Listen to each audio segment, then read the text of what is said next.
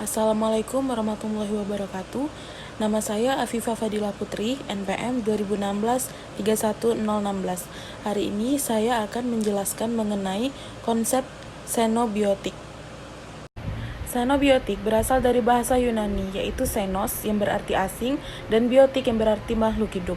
Jadi, xenobiotik adalah zat asing yang masuk ke dalam tubuh atau dimasukkan ke dalam tubuh makhluk hidup.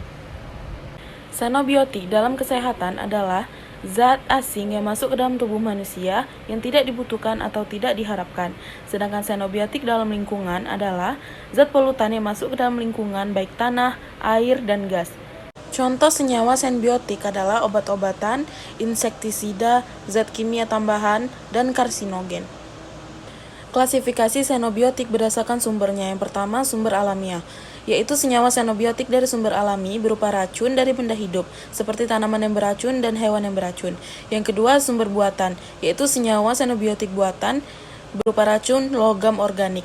Yang ketiga, sumber domestik, komersial, dan industri. Sumber domestik biasanya berasal dari pemukiman yang kurang beracun, kecuali tercampur dengan buangan pestisida, obat-obatan, dan lainnya.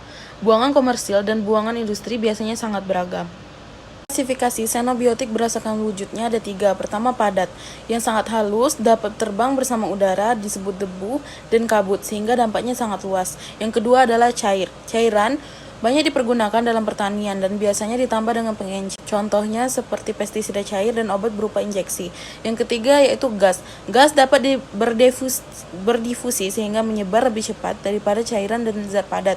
Contohnya asap rokok dan cerobong pabrik. Klasifikasi atas dasar terbentuknya xenobiotik. Yang pertama, pencemaran sekunder. Yang kedua, pencemaran primer. Dan yang ketiga, pencemaran terier. Berikut adalah beberapa penyakit yang disebabkan oleh masuknya xenobiotik dalam tubuh, seperti fibrosis, granuloma, demam, asfiksia, alergi, kanker, mutan, teratogenik, dan keracunan sistematik. Klasifikasi atas dasar kerusakan organ target. Yang pertama, hepatotoksik, yaitu beracun pada hati karena berpengaruh alkohol yang berlebih. Yang kedua, nefrotoksik, yaitu beracun pada ginjal karena pengaruh logam Hg. Yang ketiga, neurotoksik, yaitu beracun pada saraf karena pengaruh dari pestisida. Yang keempat, hematotoksik, yaitu beracun pada sel darah karena pengaruh CO yang bisa berkaitan dengan Hb dan menggantikan O2 karena bersifat lebih agresif. Yang kelima, pneumotoksik, yaitu beracun pada paru-paru karena pengaruh logam berat.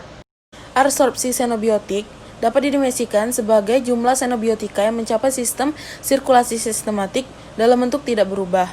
Absorpsi ditandai dengan masuknya xenobiotika atau tokson dari tempat kontak atau paparan menuju sirkulasi sistematik tubuh atau pembuluh limfe. Proses absorpsi dapat berlangsung melalui transport pasif, transport aktif, dan endositosis. Tokson dapat terabsorpsi umumnya apabila berada dalam bentuk terlarut. Faktor penting yang berpengaruh pada jumlah dan kecepatan zat untuk terabsorpsi. Yang pertama, rute pemberian atau jalur paparan. Yang kedua, konsentrasi dan lamanya kontak dengan tempat terabsorpsi. Yang ketiga, sifat kimia dan fisika dari xenobiotik. Jalur utama absorpsi, yang pertama pernafasan, yang kedua oral ketika makan, yang ketiga penyuntikan, yang keempat penyerapan melalui kulit. Xenobiotik didistribusikan melalui darah. Setelah xenobiotika mencapai sistem peredaran darah, ia bersama darah akan diedarkan atau didistribusikan ke seluruh tubuh. Distribusi toksikan tergantung pada yang pertama aliran darah, yang kedua kemudahan zat melewati pembuluh darah, kapiler, dan membran sel, yang ketiga afinitas organ tubuh terhadap zat kimia. Xenobiotik di dalam tubuh diubah menjadi senyawa baru. Senyawa xenobiotik umumnya tidak larut air, sehingga tidak dapat diekskresi. Untuk dapat mengekskresi xenobiotik harus dimetabolisme menjadi zat yang larut. Organ yang berperan dalam metabolisme xenobiotik adalah hati.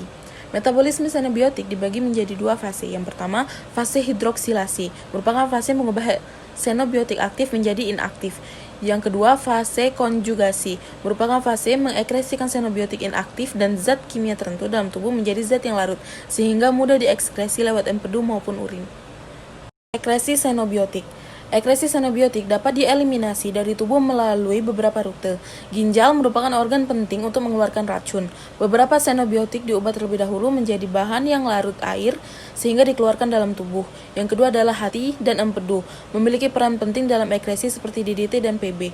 Yang ketiga adalah paru-paru yang berperan dalam mengekskresi gas seperti CO.